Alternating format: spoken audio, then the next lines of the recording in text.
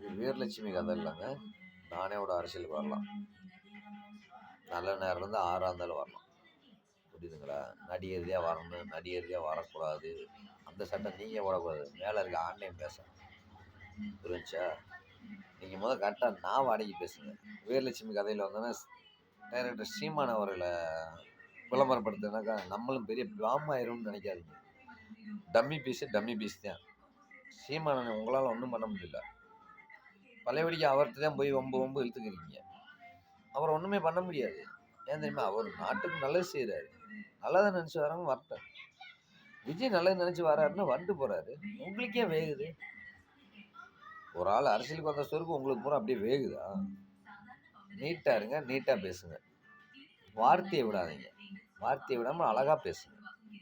ஓகேவா மேடம்? ஜெய்ஹிந்த்.